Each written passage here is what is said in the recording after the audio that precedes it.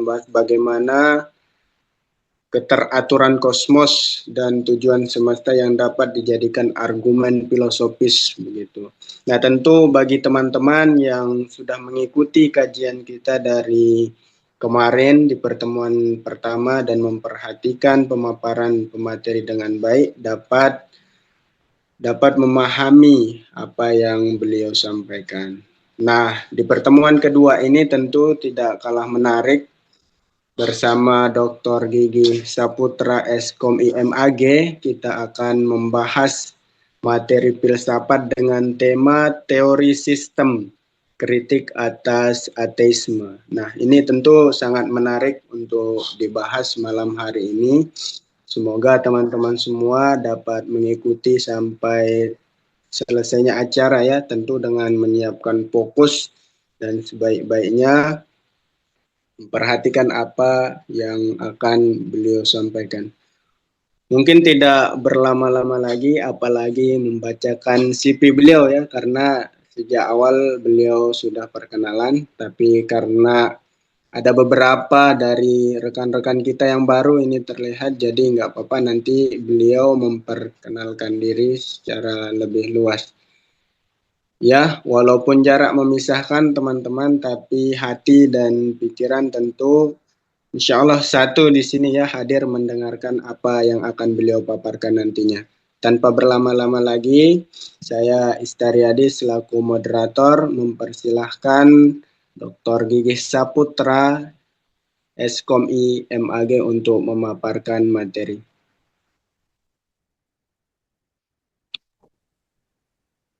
Oke, makasih Mas Istaryadi. Suara saya jelas ya Mas ya, teman-teman ya. Jelas. Oke, saya izin share screen ya, Mas Istaryadi. Ya. Materinya udah saya share ke Mas Arifudin, nanti tinggal bisa diminta ke beliau ya. Oke.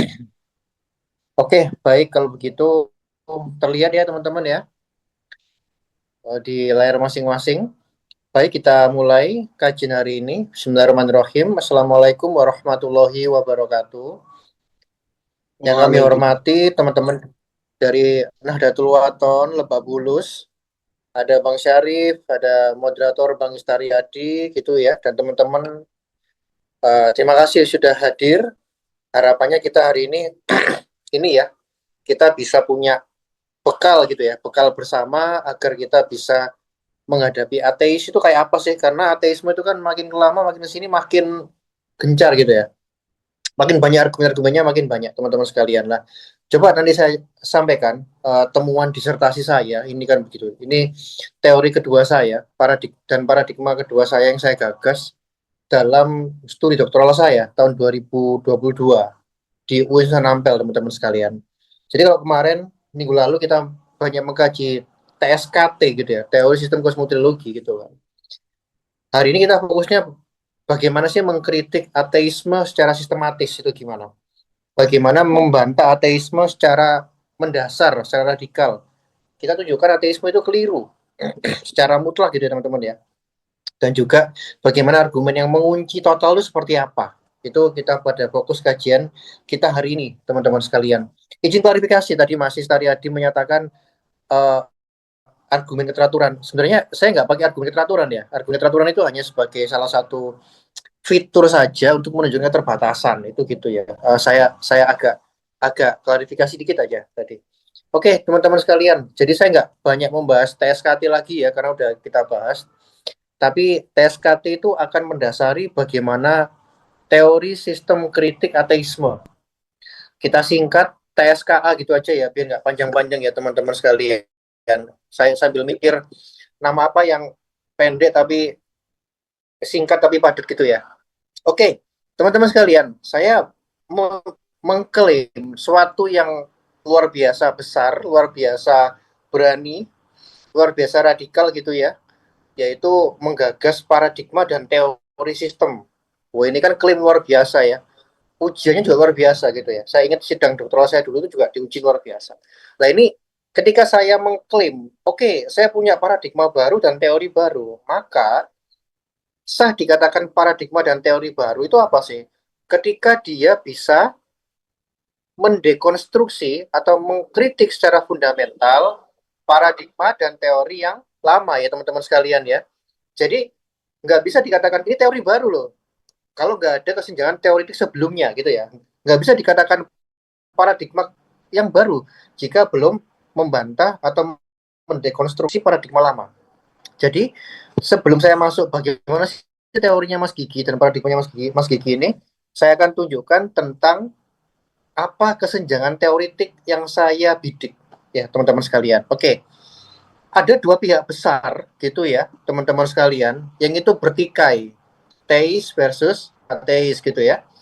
Teis kemarin menggunakan argumen kosmologi gitu ya, argumen kalam, kontingensi, gerak, argumen keteraturan alam begitu ya. Sudah kita evaluasi bareng bagaimana kritik-kritik fundamental kepada argumen-argumen tersebut.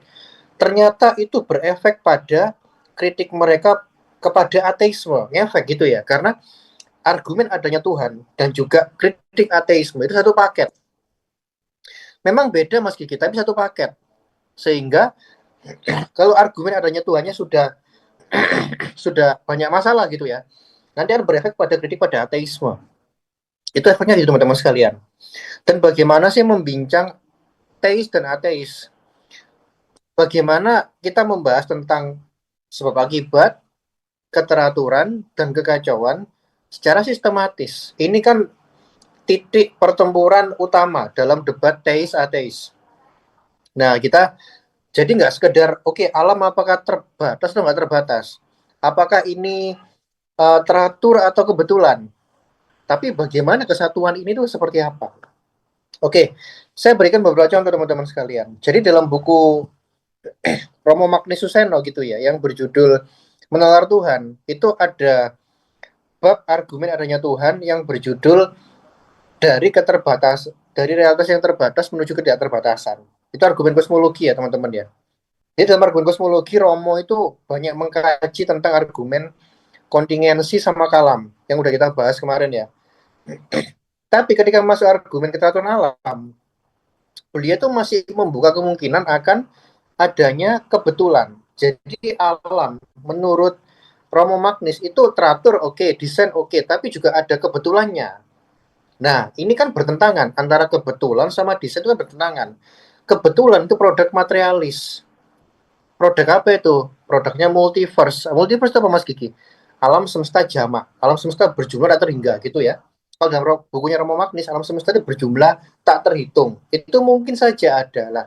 Kalau alam tak terhitung, maka apa? Kita hanya kebetulan alam semesta kita seperti ini gitu ya. Oksigennya itu pas seperti ini gitu ya, nitrogennya pas seperti ini. Hanya kebetulan semata lah. Jadi Romo itu masih membuka akan kebetulan.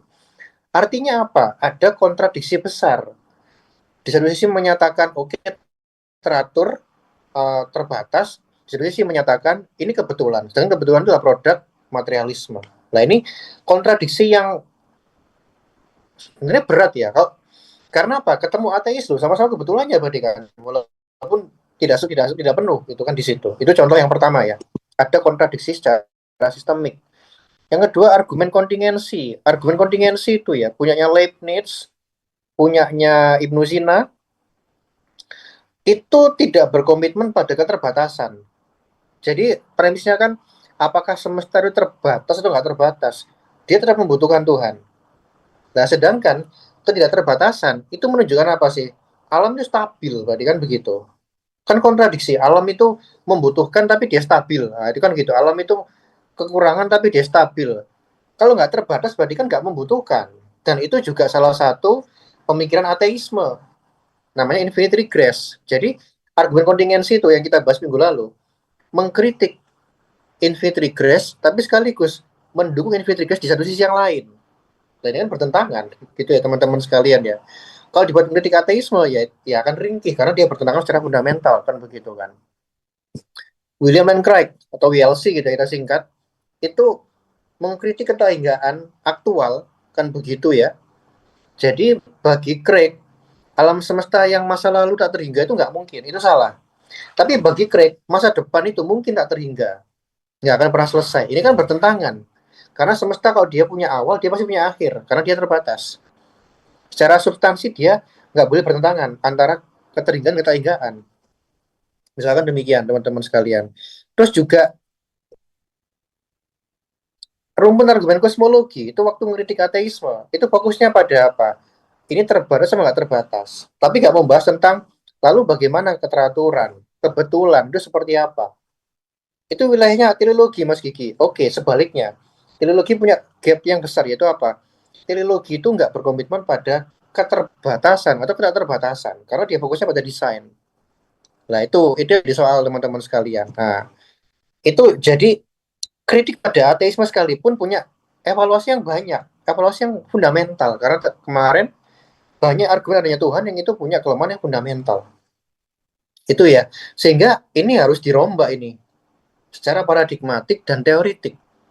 Cara pikirnya dan teori gagasannya harus dirubah, teman-teman sekalian. Itu ya. Jadi kelemahan-kelemahan kritik pada ateisme selama ini itu seperti itu.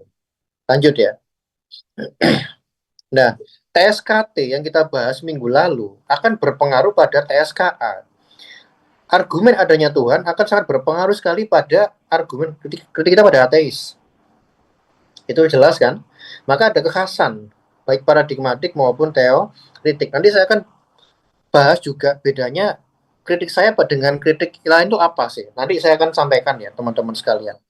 Contoh, ketika kita itu melawan kemunduran tak terbatas atau infinite regress, sekaligus pakai teori multiverse atau teori alam semesta jama tadi ya.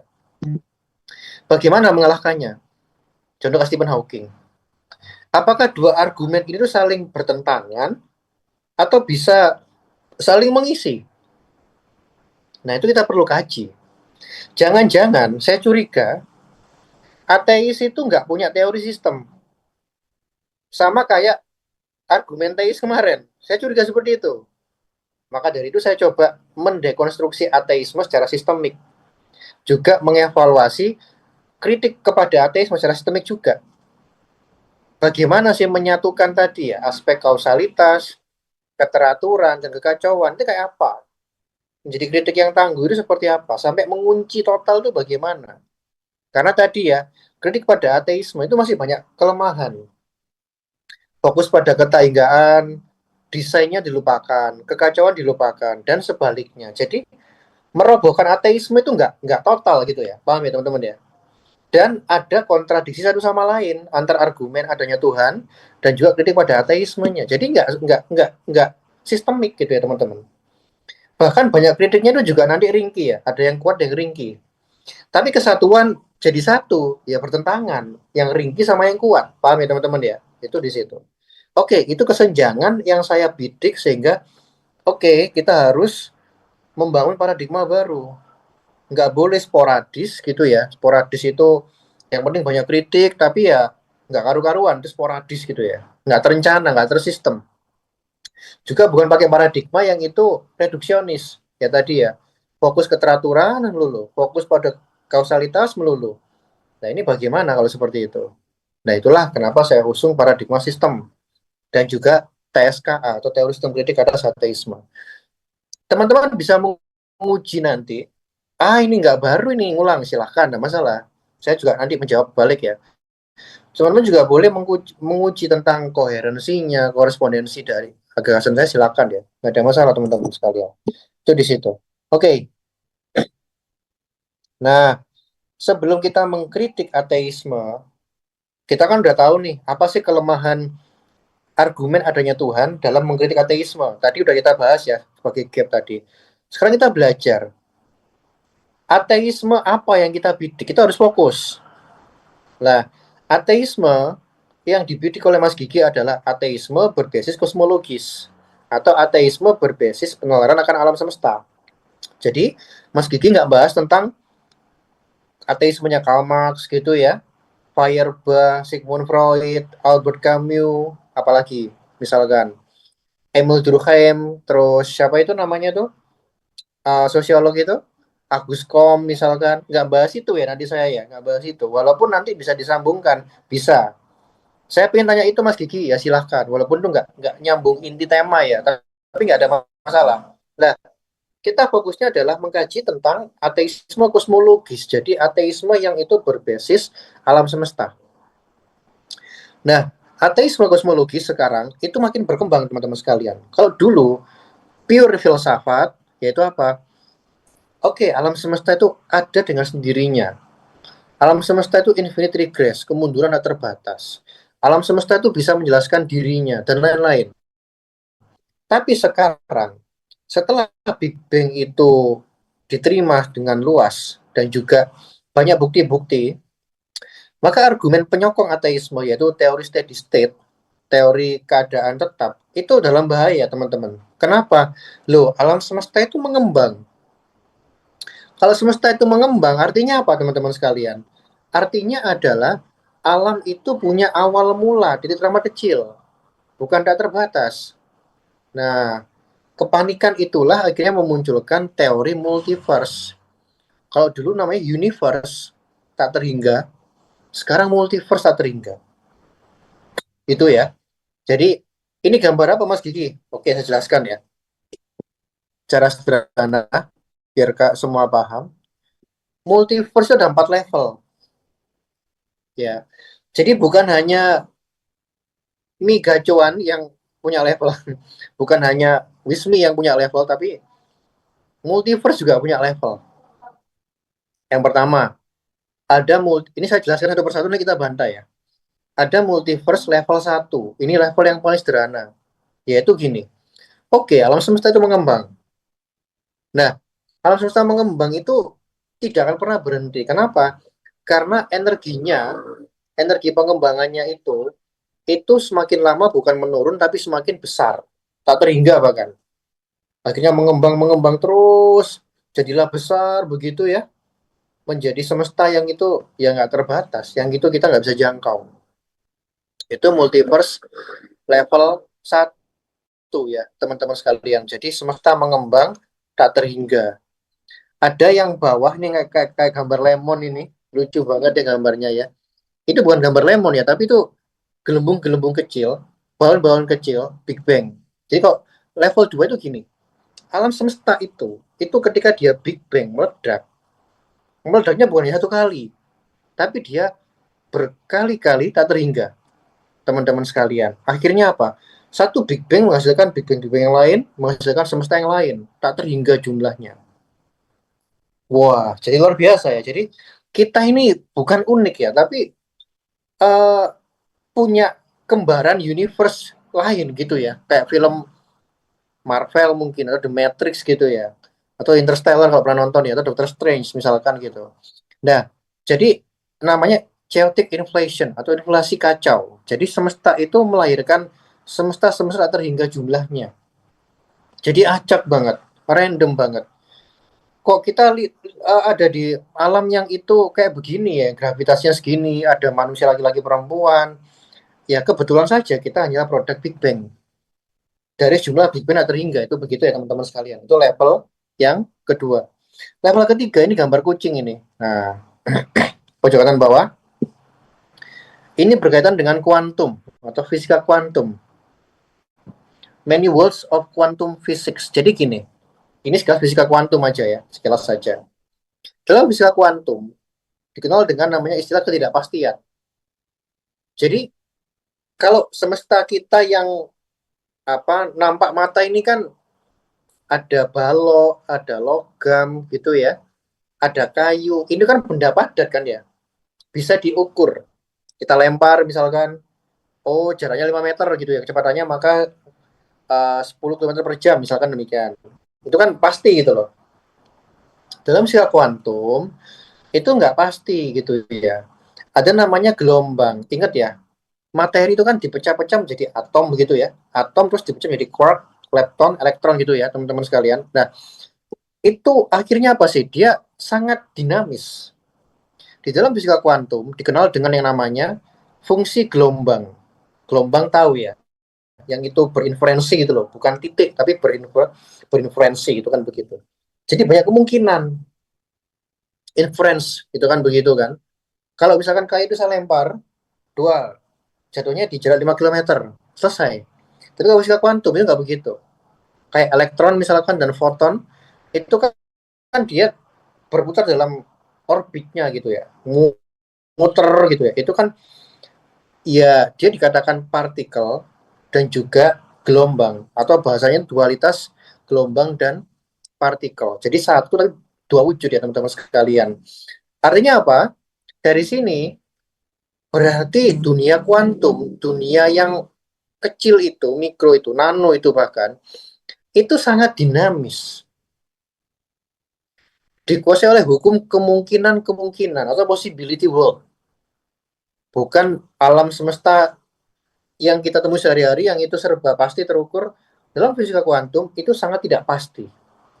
Posisinya nggak pasti, kecepatan nggak pasti. Contoh ya, elektron misalkan, kita ingin lihat elektron di mana posisinya. Otomatis kita akan menembakkan foton kan, duar. Lah foton ditembakkan nabrak elektron, dar. Posisinya nggak pasti, kecepatannya nggak pasti juga.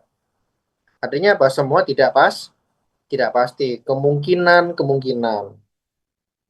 Nah, karena semua serba kemungkinan, maka apa? Semua kemungkinan itu bisa terjadi di dunia kuantum. Ini kan pakai contoh gampang kan, ini namanya kucing ya. Jadi kucing itu kalau di dunia nyata, ditaruh di kotak beracun, terus racunnya kita buka, kemungkinannya kan dua, dia mati apa hidup. Kita buka kardus yang ada kucing tadi, oh mati, kemungkinan hidup 0% ya toh. Kalau di dunia kuantum nggak gitu teman-teman. Satu kemungkinan itu terjadi, kemungkinan lain tetap terjadi. Nah, namanya itu adalah pembelahan dunia kuantum. Jadi dalam dunia kuantum semua itu mungkin, termasuk konfigurasi atom yang berbeda. Menurut teori ketiga ini, level 3, ini kita punya kembaran teman-teman. Mas Gigi ini punya kembaran di semesta yang lain. Betul, itu teorinya. Namanya namanya apa itu ya istilahnya? Doppelganger atau apa ya? Doppelganger ya, kembaran yang itu di tempat yang jauh. Jadi kita sekarang nih lagi webinar nih, di tempat lain kita lagi berantem, di dimensi lain kita lagi makan wismi bareng teman-teman, kita lagi makan mie gacuan bareng misalkan gitu ya. Artinya apa? Kemungkinan itu semua terjadi. Nah, maka dari itu ada tak terhingga kemungkinan, maka apa? Ini semua terjadi, termasuk ada tak terhingga semesta. Wow, luar biasa. Nonton The Matrix ya, itu akan menggambarkan teori ini banget ya. Atau Doctor Strange itu kan begitu kan. Atau Doctor Strange itu multiverse level 2 nggak salah itu. Itu di situ ya teman-teman ya. Wes, wah aneh banget Mas Gigi. Ih, aneh-aneh fisika makin ke sini makin aneh-aneh kosmologi itu. Ada level 4 pojok kanan atas nih yang gambar kotak itu ya. Nah, ini paling ekstrim yang menunjukkan ada tak terhingga unit multiverse dengan hukum-hukum yang berbeda total. Kalau 3 masih ada kesamaan hukum gitu ya, kita punya kembaran gitu ya. 2 masih ada kesamaan, 1 apalagi masih sama. Kalau 4 ini semua beda total. Misalkan di semesta kita itu ya laki-laki sama perempuan nikahnya. Di semesta lain LGBT bisa jadi bener. Wah, aneh-aneh teman-teman sekalian. Di semesta sekarang ini di bumi ya, manusia itu menghirup oksigen. Di semesta lain menghirup karbon dioksida. Jadi knalpot itu dicium sama manusia. Misalkan demikian. Tak terhingga kemungkinan, tak terhingga dunia, tak terhingga hukum. Kok aneh-aneh Mas ya? Iya, itulah ateisme sekarang, makin aneh-aneh. Kenapa kok mereka merancang teori demikian? Untuk membabat habis kemungkinan kebutuhan akan adanya Tuhan. Jadi kan teori ini menjawab kenapa semesta kita seperti sekarang. Karena kebetulan. Gak butuh perancang, gak butuh pencipta. Tak terbatas kebetulan. Itu argumen mereka ya, paham ya? Jadi multi layer argumen, tak terbatas dan semua serba kebetulan. Itu yang mereka inginkan. Loh mas, ateisme lama kayak Infinite Regress itu masih ada apa enggak? Masih. Yang mengatakan alam semesta itu bisa mundur atau terhingga begitu ya. Bahkan Stephen Hawking dalam bukunya A Brief History of Time dan Grand Design menyatakan kalau alam ada yang menciptakan, yaitu Tuhan. Yang menciptakan Tuhan siapa? Hawking aja masih pakai argumen itu. ya teman-teman sekalian ya. Nah itu nanti kita bahas ya, kita bantah bareng. Nah, ini contoh teori kosmologi ateis yang lain yang bernama Big Bounce atau Big Bounce, tahu ya apa Big Bounce itu mental, pantulan gitu ya, pantulan besar. Itu teori Big Bounce itu alam semesta itu mengembang Big Bang karena gravitasinya itu makin lama makin kuat, energinya pengembangan makin menurun, maka kebalik, semesta mengerut, bersatu lagi, terus memadat, kecepatan tinggi, tabrakan, jadilah energi, Big Bang lagi, duar, gravitasinya menguat, menarik lagi, bersatu, meledak lagi, terus tak terhingga, berkali tak terhingga, namanya Big Punch. Atau kalau dalam bahasa lain itu cyclic universe, semesta siklus. Jadi semesta itu bukan hanya terjadi sekali, tapi terjadi berkali kali tak terhingga, teman-teman sekalian. Itu yang digagas oleh pemenang Nobel tahun 2024 kalau salah, Kip Thorne namanya itu. Pakai teori ini juga. Roger Penn, bukan, Kip Thorne ya, betul, Kip Thorne. Oke, nah ini argumen lawas, argumen filsafat ya tentang infinite regress tadi, terutama yang disampaikan oleh Stephen Hawking. Yang menciptakan Tuhan siapa gitu ya. Terus tak terhingga itu kan begitu kan. Yang menciptakan Tuhan A, yang Tuhan A siapa? Tuhan B, Tuhan C, Tuhan D. Dan tak terhingga. Kalau B nggak ateis ya, Plato kan teis ya. Teis emanasi dia tuh. Tapi ya gitu, emanasi kita udah kritik minggu lalu ya. Apa mengikis kemutlakan Tuhan itu kan di situ. Nah, ada C, ini menarik. John Duns Scotus itu unik ya. Dia menyatakan, alam ada yang menciptakan. Siapa itu Tuhan? Tuhan ada yang menciptakan saya juga. Siapa? Tuhan. Loh, kok jadi kayak gitu? Iya, karena kan Tuhan tidak terhingga. Lah, jadi Tuhan itu nggak satu mutlak, tapi tidak terhingga jumlahnya. Dengan kausalitas juga ini. Itu John Duns Scotus. Unik juga ya. Dia teis padahal, tapi argumennya begitu ya. Nah, itu kan banyak argumen seperti itu. Kita akan bantah juga nanti. Oke, itulah perkembangan ateisme kosmologis dari yang paling kuno sampai paling modern ya, teman-teman sekalian. Oke, sekarang bagaimana paradigma sistem yang disampaikan Mas Gigi dan TSK-nya bagaimana Mas Gigi? Oke, saya jelaskan ya teman-teman sekalian. Jadi, saya mengkritik mereka, itu pertama, saya kritik cara pikirnya terlebih dahulu, yaitu cara pikir positivisme dan materialisme. Jadi mereka itu kecenderungan berkutat pada kalau nggak positivisme gitu ya, semua harus bisa diukur, diverifikasi secara material, secara indrawi begitu ya. Materialisme semua itu adalah materi begitu kan, dan juga empirisme semua harus bisa diindra. Nanti berujung pada naturalisme, yaitu apa? Semua ini bersifat natural, nggak ada supernatural sama sekali. Ya teman-teman sekalian ya. Dan juga ujungnya kan jadi ateis atau menolak adanya Tuhan. Nah, teman-teman sekalian, apa sih kelemahan paling mendasar paradigma materialisme dan positivisme? Yang paling pertama dan yang paling fundamental adalah simplistik. Itu yang paling fatal. Jadi mereka itu berusaha menjelaskan apapun secara indrawi, secara semua bisa diverifikasi, dikuantifikasi, bahkan kalau bisa itu kan begitu kan. Ini kan penyempitan realitas. Bagaimana misalkan dia memotret di balik fenomena yang kompleks, mencari makna, apalagi positivisme. Positivisme itu malah ekstrim. Dia menolak kajian-kajian metafisik. Bagi dia metafisika, universalitas, itu nggak penting, meaningless bahkan. Tak bermakna apapun. Nah ini kan berarti kan namanya pendangkalan memahami realitas. Teman-teman sekalian. Jadi kelemahan dua paradigma ini adalah dua tadi ya, simplistik dan juga dia bersifat sangat permukaan banget ya, dangkal banget itu kan di situ. Dan teman-teman sekalian, saya membantah dengan argumen 1B juga yang menyatakan bahwasanya, oke, sekarang gini deh.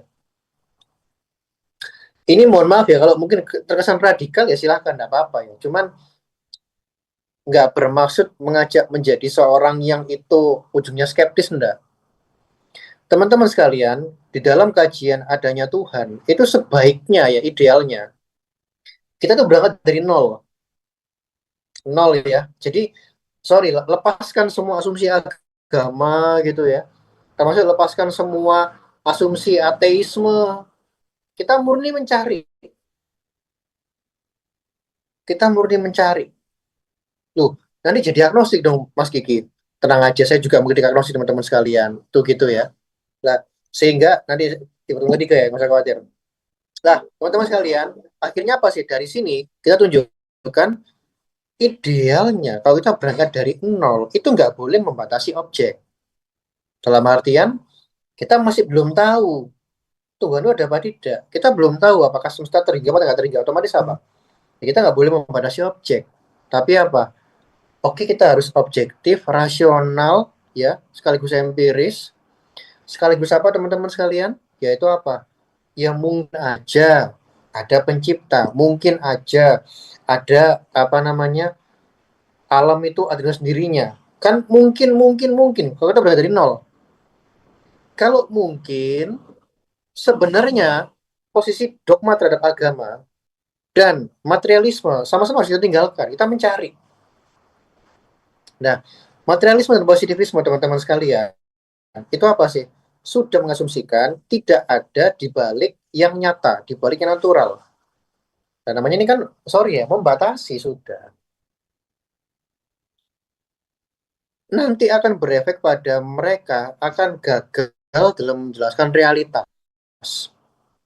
Karena tadi, simplistik, bahkan sangat positivisme tadi anti kajian filosofis, ya, philosophy is dead, kata Stephen Hawking.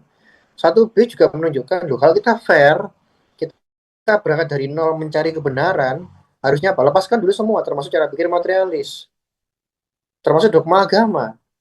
Ini ngeri ini masih gini ngajak jadi ateis, enggak, gak usah khawatir. Malah saya udah buktikan Tuhan itu ada kan, dan saya buktikan nanti ateis itu keliru. Kalau ngomong ideal teman-teman, ngomong ideal seperti itu.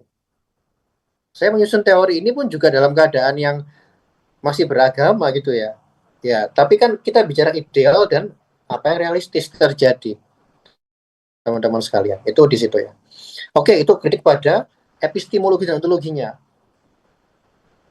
Oke, ateisme nggak terima mas, deadlock. Oke, lanjut pada tema yang lain. Teman-teman sekalian, tadi saya sudah di awal menyatakan bahwasanya apa?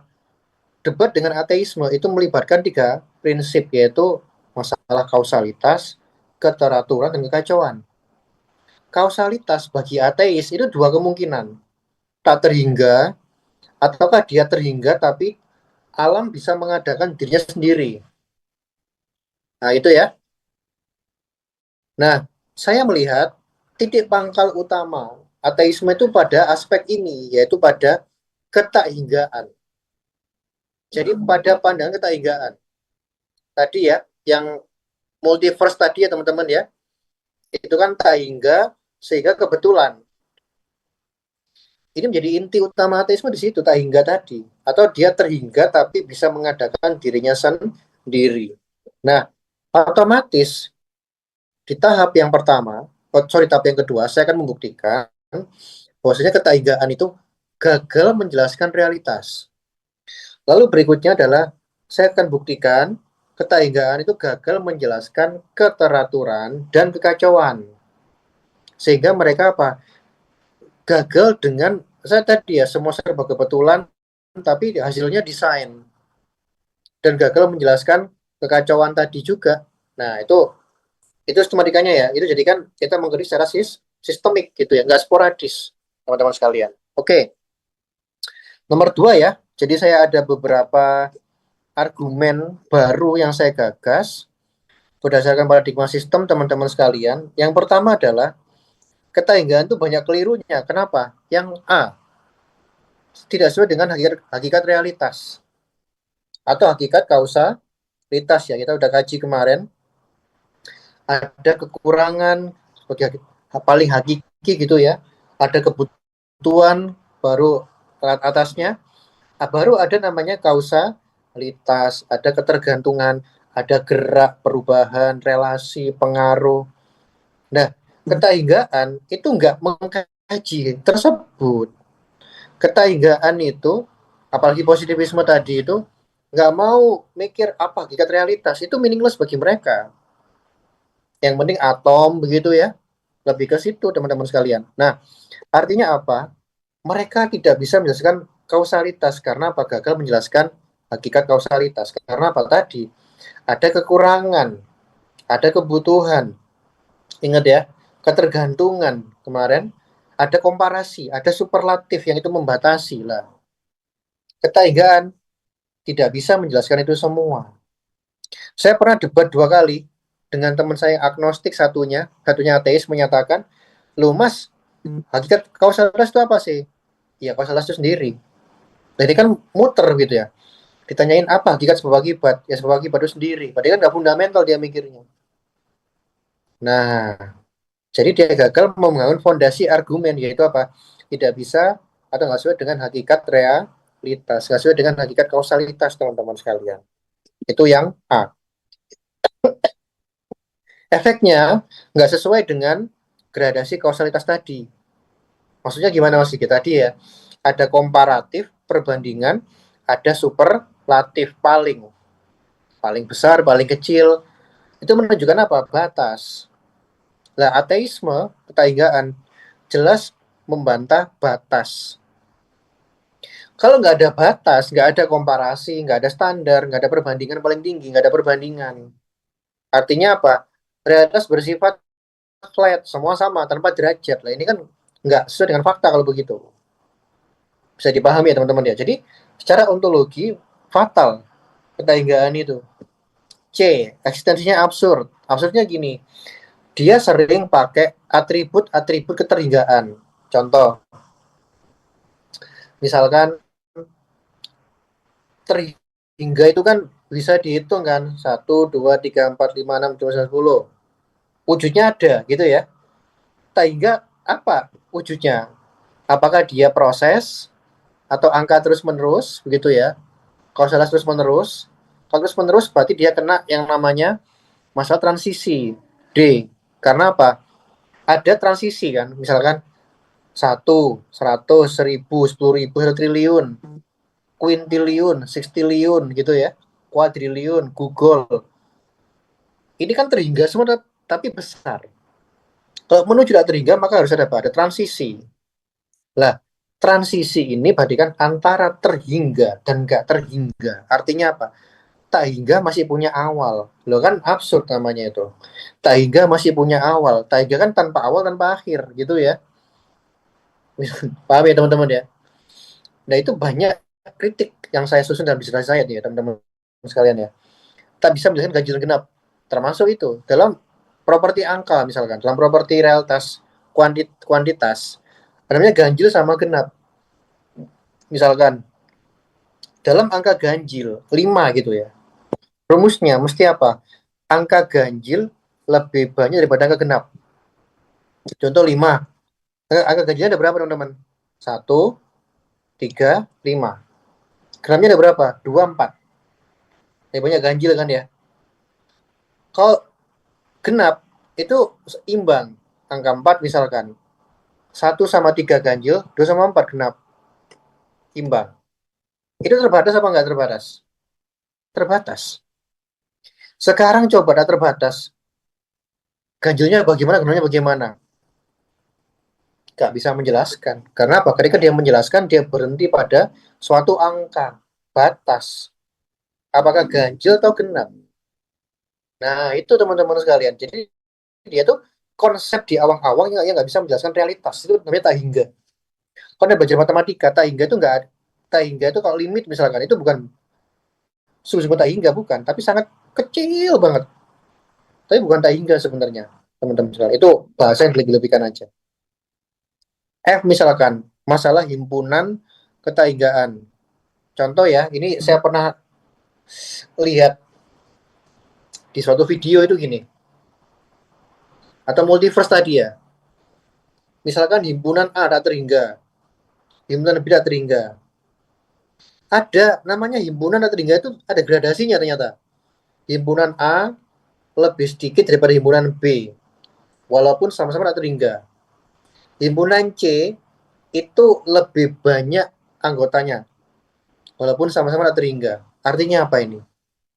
Ada pembatasan. Apa pembatasannya? Himpunan B membatasi himpunan A agar nggak lebih banyak daripada himpunan B.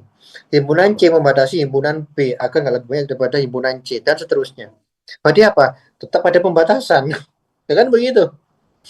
Jadi dia pengen menerapkan gradasi realitas tapi ya malah membatasi kan begitu. Karena tadi gradasi itu adalah efek dari keterbatasan. Kalau dalam TSKT kemarin ya, teman-teman sekalian. G, tak hingga siklus dan sistemik itu bermasalah. Masalahnya di mana? Tahu siklus ya, lingkaran ya. Nah, siklus sekalipun itu ada awal. Contoh, siklus hujan. Apakah jumlah tak terhingga? Enggak. Pernah ada siklus yang pertama ketika bumi baru terbentuk. Jadi ada awal muter begini ya kan. Nah, kalau tak terhingga, nggak bisa ada siklus. Kenapa? Ingat, siklus itu kan kembali kan. A, B, C, D, E, F, G, A lagi gini kan. Muter gini kan. Dengan kembali, berarti apa? Ada batas. Kalau rantainya tidak terbatas, nggak bisa kembali dia. Nggak bisa muter. Paham ya teman-teman ya? Nah, efeknya apa? Gagal menjelaskan kausalitas secara linier maupun secara siklus. Artinya apa? Dia gagal menjelaskan realitas yang bersifat sistem. Nah, itu kritik kepada ketaigaan. Sebenarnya banyak teman-teman, tapi ini saya ringkas dari disertasi ya. Kalau pengen baca detail ya di disertasi silakan. Itu banyak dan itu beberapa ini original saya buat original saya kembangkan dari beberapa konsep para filsuf gitu kan begitu. Misalkan argumen Al-Kindi Al-Ghazali, WLC saya pakai juga. Misalkan semesta terhingga misalkan maka kita nggak akan sampai pada masa sekarang. Itu argumen powerful.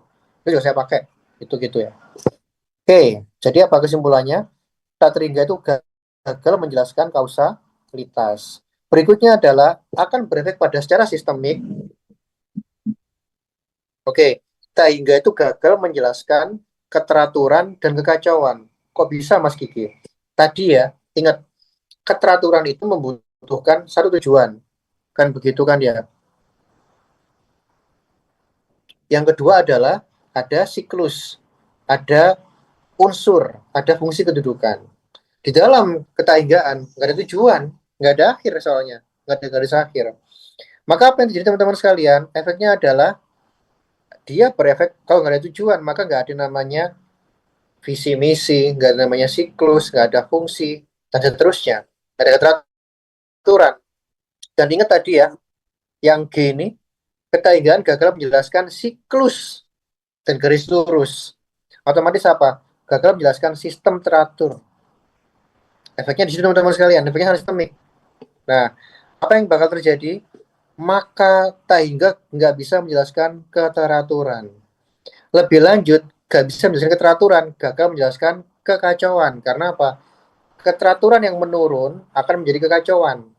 Kekacauan yang meningkat akan menjadi apa? Keberakhiran dan kehancuran total. Ya tentu ateisme menghindari kekacauan. Idealnya di situ. Karena apa? Kekacauan semakin menuju pada kehancuran keberakhiran. Teman-teman sekalian. Artinya apa? Dari ini kita bisa simpulkan secara filosofis, ketahinggaan itu gagal menjelaskan tiga prinsip dasar tadi. Kausalitas, keteraturan, kekacauan. Terus ya, secara filosofis mereka lemah, begitu ya. Nanti efeknya pada apa? Argumen-argumen saintifik mereka. Jadi ketahinggaan itu baik ketahinggaan material, sorry ya saya tegaskan lagi, dan ketahinggaan imaterial itu nggak bisa menjelaskan kausalitas, keteraturan, dan kekacauan. Oke, itu core filsafatnya. Sekarang kita beranjak pada teori-teori sains mereka. Ya teman-teman sekalian ya. Tadi mereka pakai argumen-argumen temuan kosmologis ya. Nah, kita akan bantai itu satu persatu. Oke ya. Oke, kesimpulan sementara Taiga gagal menjelaskan kausalitas, keteraturan, dan kekacauan. Oke, berikutnya. Otomatis apa? Ketaigaan itu gagal menjelaskan asal-usul alam secara saintifik tadi. Yang menggunakan teori multiverse ataupun infinite regress ya, teman-teman sekalian. Nah, ada beberapa kritik yang saya rangkum secara substansi aja teman-teman ya, untuk menunjukkan kelemahan ateisme. Yang pertama tadi ya, oke, multiverse atau ringga gitu ya. Jadi ada multiverse atau ringga dengan berbagai macam hukum yang berbeda-beda. Coba kita nalar ya pelan-pelan ya. Tujuan awal itu mereka pengen mencari hukum yang paling dasar dari fisika untuk menyatukan gravitasi, nuklir kuat, nuklir lemah, dan elektromagnetik. Lah, otomatis hukum yang universal itu makin dasar, makin sederhana. Harusnya loh ya, harusnya lebih sederhana. Karena semua itu dapat disederhanakan melalui empat komponen ini. Kata mereka seperti itu ya, kita ikuti logika mereka. Tapi anehnya, kenapa kita ingin mencari hukum paling dasar? Kok justru ketemunya multiverse dengan sejumlah hukum tak terhingga? Artinya apa? Kita cari paling dasar, bukan ketemu yang paling dasar, tapi apa? Ketemu yang itu lebih kompleks dan tak terhingga. Ini menyalahin namanya kaidah universalitas. Yang itu makin lama, makin dasar, makin sederhana. Sebenarnya multiverse itu berefek pada nggak ada universalitas, nggak ada yang berlaku bagi semua. Karena apa? Masing-masing alam punya hukum masing-masing, nggak ada universalitas, otomatis gitu. Dan nggak ada pola kesatuan dengan satu universe A, universe B, universe C, nggak ada hubungan kalau begitu. Padahal mereka lahirnya berhubungan, yaitu tadi inflasi chaos dan macam-macam tadi. Artinya apa? Mereka gagal menjelaskan yang namanya universalitas itu sendiri. Kalau universalitas itu di digeser, apa yang bakal terjadi? Teori itu menjadi teori yang boros, ya kan? Dia bisa memprediksi semuanya, tapi nggak punya argumen. Contoh, Mas Gigi punya kembaran di universe yang lain. Apa argumennya? Buktinya apa? Ya nggak ada, cuma kira-kira doang. Itu ketika suatu teori gagal menjelaskan universalitas, gagal menjelaskan pola, maka dia menjelaskan semuanya, bahkan yang nggak masuk akal sekalipun. Ini namanya teori boros. Paham ya teman-teman ya? Jadi secara epistemologis, secara ontologis, mereka ringkih sebenarnya teman-teman. Nah itu kan begitu kan? Dan juga akhirnya apa? Yang paling fatal tadi nggak bisa menjelaskan kekacauan yang bertambah. Kayak tadi misalkan ya, oh nanti di sini aja nanti. Oke, tadi big points tadi kan. Ketika semesta itu mengembang, gravitasinya itu dikatakan tadi menguat, ditarik kembali. Ingat, seiring berkembangnya waktu, kekacauan itu bertambah. Keteraturan menurun. Oke, gravitasi dia menarik lagi ya, seret. Apa yang terjadi? Apa yang terjadi harusnya? Hancur. Tabrak satu sama lain. Tapi versi ini versi yang lemah. Versi kosmologis akhir semesta menunjukkan apa? Yang paling masuk akal, yang paling observasional itu adalah kematian kalor. Jadi semesta itu makin lama makin habis kalornya, panasnya, temperaturnya, energinya makin lama makin habis, chaos, hancur dia. Memang ateisme itu takut pada kekacauan karena tadi mengarah pada keberakhiran, mengarah pada keterbatasan nanti, arahnya ke sana. Belum lagi misalkan yang D, satu per hingga.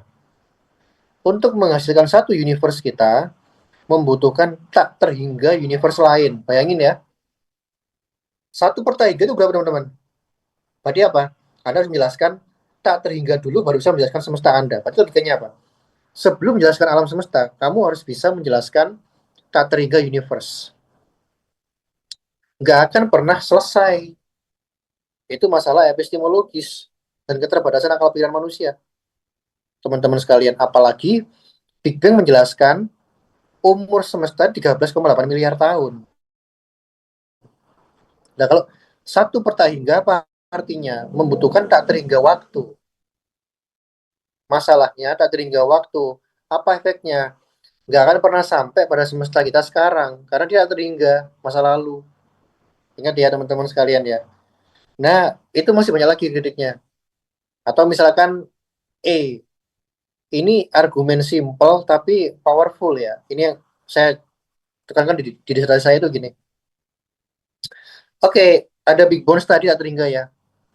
Big Bang A menghasilkan semesta A, terus Big Bang B, Big Bang C, tak terhingga terus menerus tak terhingga. Oke, dan itu logikanya ya. Coba teman-teman tanyakan, alam semesta kita itu yang kita huni sekarang ini, itu Big Bang keberapa? Coba tanyakan itu. Jawaban mereka itu pasti berkisar pada 3 kemungkinan. Big Bang yang tak terbatas, misalkan ya yang pertama, oke, kita uji lagi. Big Bang berikutnya ini Big Bang keberapa? Kalau dia konsisten, dia akan menjawab tak terbatas juga. Oke, next, tak terbatas juga. Next, tak terbatas terus. Artinya apa? Tiap urutan bernilai tak terbatas. Apakah ini absurd? Kenapa? Ada pertambahan tapi statusnya sama-sama tak terhingga. Ini absurd. Padahal untuk mencapai tak terhingga tadi ya membutuhkan langkah yang tak terhingga sebelumnya. Ya nggak akan pernah sampai toh. Tadi ya teman-teman ya. Jadi status ontologinya itu absurd. Makin bertambah kok sama gitu ya. Kalau terhingga kan enak. Oh ke 100, 101, harus 2, 3, seterusnya. Terhingga mereka. Urutannya jelas. Tapi kalau tak hingga, ditambah berapapun, dikurang berapapun, tetap terhingga. Itu absurd. Oke teman-teman ya. Kemudian yang kedua, oh ini Big Bang yang ke 1 miliar Mas Gigi. Nah, berarti kan terhingga. Ditarik mundur, Big Bang ke 1, 0. Terhingga kan begitu. Atau ya nggak tahu Mas Gigi Big Bang berapa. Kalau jawab nggak tahu, teori itu cacat. Kenapa? Karena nggak bisa menghasilkan prediksi yang tepat. Kalau saya ditanyain, Mas ini Big Bang yang keberapa? Big Bang yang ke-1 dan satu-satunya, saya tegas. Jelas saya punya argumen, punya bukti. Struktur filsafat yang terbatas tadi itu membatasi Big Bang juga otomatis. Nah, itu gitu ya. F, bahkan pembela multiverse itu mengalami pergeseran paradigma. Multiverse itu kan teori yang atau hipotesa ya, yang sangat eksotik, menarik, kayak dongeng gitu ya, kayak di film-film begitu ya. Mereka juga mencari bukti. Ini Big Bang keberapa, bekasnya mana gitu ya. Terus semesta lain itu apa jejaknya misalkan, dicari dan nggak pernah ketemu. Justru semua bukti menunjukkan Big Bang itu cuma terjadi 1 kali. Nah, oleh karena itu mereka menyatakan apa? Sudah, nggak usah pakai bukti-buktian, cukup imani saja. Mereka begitu, percaya saja. Ini paling modern, ini paling mutakhir. Itu benar begitu. Bahkan mereka itu membuli orang yang mengkritik mereka dengan istilah Popperazi. Karl Popper, tahu Karl Popper ya? Verifikasionis itu loh, falsifikasi. Jadi Popper itu kan mesti minta verifikasi kan, minta dibuktikan, minta dibantah kan. Nah multiverse ini nggak ada jejaknya, nggak ada buktinya. Secara struktur mereka juga lemah. Akhirnya apa? Imani saja. Kamu kalau kritik multiverse, kamu tuh kayak Karl Popper, Popperazi, pengikut Karl Popper gitu ya. Sampai kayak gitu teman-teman sekalian. Jadi ada pergeseran paradigmatik. Artinya apa? Teori ini geser nggak karu-karuan. gitu ya. Teori ini benar-benar apa ya, mohon maaf ya, ringkis secara matematis, secara filosofis, dan tidak berkorespondensi dengan realitas. Bahkan penggagasnya sudah bergeser paradigmatik menjadi apa? Idealis. Ya tadi itu ya, percaya saja pada matematika ya. Itu kan a priori sifatnya, bukan a posteriori. Nah, itu ya teman-teman sekalian ya. Oke, tambahan lain. Tadi misalkan, sorry, dikatakan Big Bang berkali-kali itu nggak masuk akal, nggak logis, nggak fakta gitu ya, nggak sesuai dengan fakta. Karena kenapa teman-teman sekalian? Big Bang itu kondisi unik dan khusus. Jadi Big Bang itu ledakan, bukan ledakan sebenarnya, pengembangan eksponensial singularitas itu dalam skala Planck tadi. Jadi skala Planck itu kecil banget, ledakannya gede banget, 10 pangkat 19, nolnya 19 gigaelectron volt. Itu kan begitu ya. Temperaturnya tinggi banget, 10 pangkat 32 Kelvin kalau salah. Dan dia cepat banget, 10 pangkat min 43 detik. Celing gitu ya. Wah, levelnya luar biasa besar. Itu kondisi khusus. Kondisi yang nggak ditemui di semesta yang sedang berubah dan berkembang seperti sekarang. Artinya apa? Itu one and only unique, teman-teman sekalian. Apalagi tadi, Big Bunch misalkan, ketika dia tuh meledak, energinya tuh makin lama makin habis sebenarnya. Temperaturnya makin turun. Lah, ini kok bisa menurut kembali, meledak kembali. Padahal dia sudah menurun. Nah, apalagi tadi, hukum termo kedua bekerja. Keteraturan menurun, kekacauan bertambah. Termasuk tadi chaotic inflation, yang Kak Lemon tadi lo ya. Itu kan satu Big Bang, misalkan Big Bang yang lain. Berarti kan apa? Tak terbatas energi lah. Ya kalau nggak terbatas, artinya apa? Kalau energi nggak terbatas, maka apa? Nggak ada kekacauan. Logikanya begitu. Karena nggak bisa turun. Ingat ya, tak terbatas dikurangi tak terbatas itu tak terbatas teman-teman. Artinya apa? Nggak boleh ada kekacauan. Kalau nggak ada kekacauan, nggak sesuai dengan realitas yang itu makin lama makin kacau. Nah, bisa dipahami ya. Itu kritik mendasar bagi mereka, teman-teman sekalian. Penyatuan tadi, nah ini menarik ya tadi ya.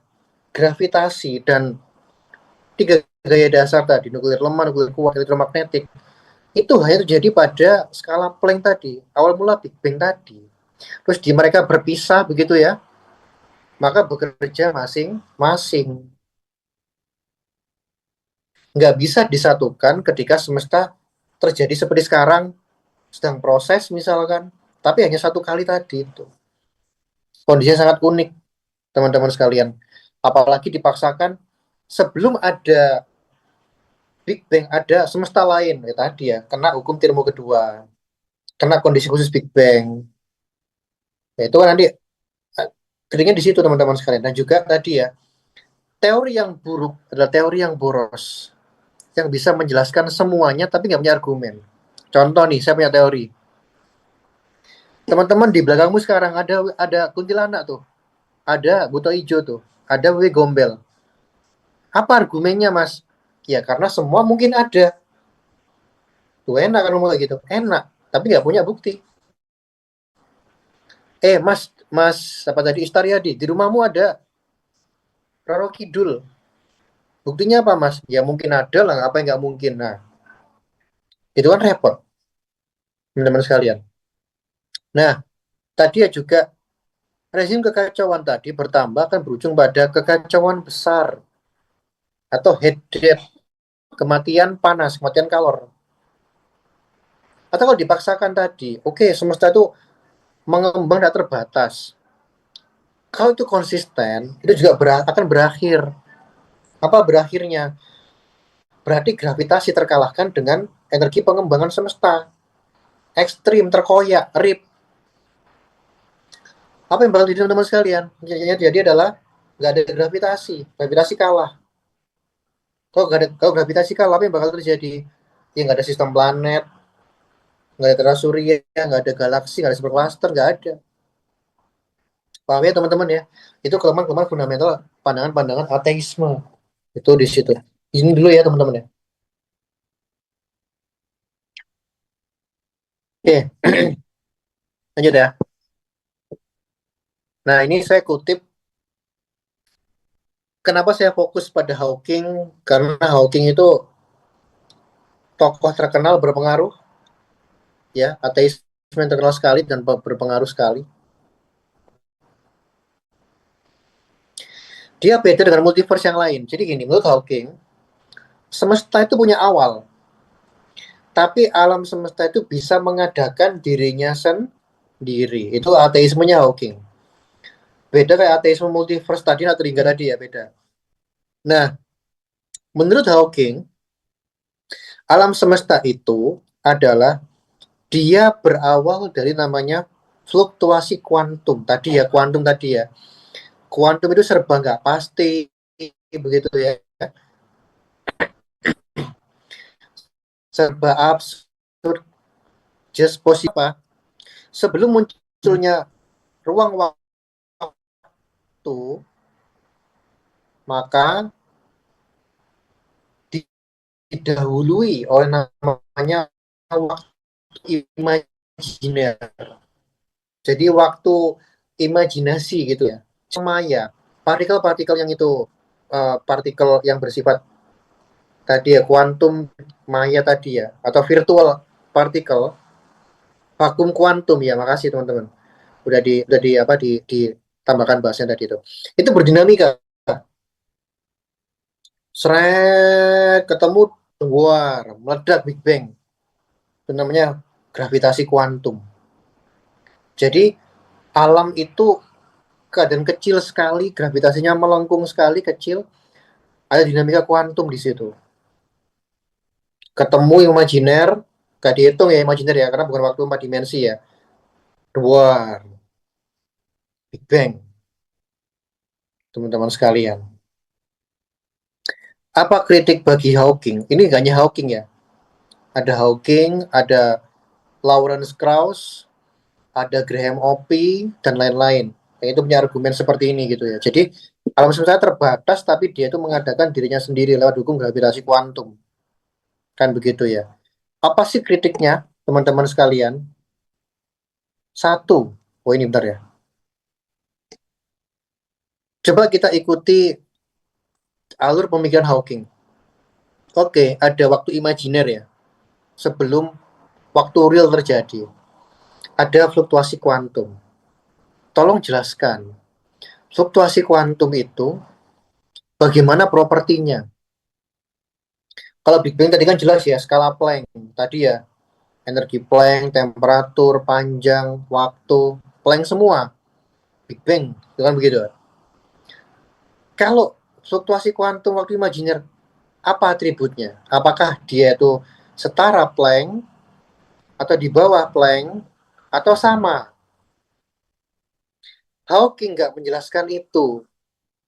Faktanya di situ, dia buat mekanisme, tapi nggak menjelaskan atribut-atributnya. Kenapa kok itu perlu dikejar Mas Gigi? Karena itu penting. Jadi gini, misalkan ya, itu setara dengan Planck. Apa yang bakal terjadi? Ya Big Bang lah. Maka apa? Big Bang sebelum Big Bang, kan lucu itu. Itu nggak ada dalam mekanismenya Hawking juga, bertentangan. Kalau itu di bawahnya Planck, maka dia harus naik kumulatif menjadi skala Planck tadi. Berarti apa? Berarti sebelum Planck itu ada mekanisme universe yang lain, logikanya kan demikian. Padahal itu disebut virtual atau vakum. Berarti kan ada waktu sebelum waktu, sehingga apa terjadi namanya tadi ya, penambahan energi dan lain-lain tadi itu. Nah, itu kelemahannya. Di atasnya Planck, ya melanggar batas fisika kalau begitu. Karena tadi Big Bang diukurnya tadi kan ya Planck tadi itu. Nah, itu Hawking nggak menjelaskan itu masalahnya teman-teman. Jadi sangat spekulatif. Mekanisme apa yang meningkatkan energinya tadi? Misalkan dari yang di bawahnya Planck terus meningkat sampai Planck itu bagaimana? Padahal sebelum adanya waktu nyata kan nggak ada tuh fluktuasi kuantum harusnya kan. Fluktuasi kuantum terjadi saat kapan? Waktu lahir. Logikanya kan demikian, teman-teman sekalian. Itu kelemahan paling mendasar. Apalagi misalkan jika energinya terhingga, energi Big Bang tadi misalkan ya, itu kan menyalahi hukum termodinamika kedua tadi. Karena tadi ya, menyalahi skala Planck, dan yang kedua adalah dia nggak bisa turun menjadi kacau. Dia stabil, teratur. Faktanya kacau itu ada, teman-teman sekalian. Jika energinya terhingga, maka proses sebelum Big Bang juga terhingga. Dia punya awal. Jadi, oke, sebelum waktu nyata lahir ada waktu imajiner. Waktu imajiner ini lamanya berapa? Nah, harus kita kejar toh. Karena dia bagian waktu, walaupun imajiner. Kalau lamanya terhingga, maka apa yang terjadi? Dia punya batas juga. Hukum fisika, fluktuasi kuantum juga runtuh. Tapi kalau waktunya terhingga sekali, ya itu juga absurd. Absurdnya kenapa? Nggak akan sampai pada momen Big Bang. Karena dia mundur terus gitu ya teman-teman sekalian. Dan bertentangan dengan grand design argumen Hawking itu sendiri yang menyatakan ada awal mula. Nah itulah kalau mencoba menari-nari, menolak tak terhingga, tapi dia menyatakan alam bisa mengadakan dirinya sendiri. Ini juga absurd. Alam yang terhingga punya awal, tapi dia mengawali diri sendiri. Untuk mengadakan dirinya sendiri, dia harus ada terlebih dahulu. Jadi dia itu ada sebelum ada. Nah, ini kan absurd. Itu secara filosofi ya teman-teman sekalian ya. Maka apa? Ada kontradiksi ontologis. Kalau dijawab, itu nggak bisa dijelaskan semuanya. Itu murni kuantum. Maka nggak bisa menjelaskan asal-usul alam tadi. Apalagi masalah kronologi, teman-teman sekalian. Sebenarnya fisika kuantum itu bukan nggak pasti ya, tapi dinamis. Saya lebih suka menyerahkan demikian. Karena apa? Ya tadi ada hukum keteraturan dan kekacauan. Ada keteraturan bagaimanapun. Ada dinamika. Kalau semua nggak pasti, maka ya bagaimana menyatakan ada massa Higgs boson, massa quark misalkan, dan lain-lain gitu ya. Kalau tadi kan problem pengukuran saja. Kita mengukurnya pakai nembak foton tadi ya. Sehingga apa? Hasilnya apa ya? Mempengaruhi posisi dan mempengaruhi namanya momentum dan kecepatan tadi misalkan gitu ya. Hawking itu arogan sekali karena apa? Menyatakan filsafat telah mati. Tapi dia menyatakan I'm positivistic. Nah itu kan posisi filsafat. Dan dia membunuh filsafat sebenarnya apa? Untuk menghidupkan positivisme. Ya wajar orang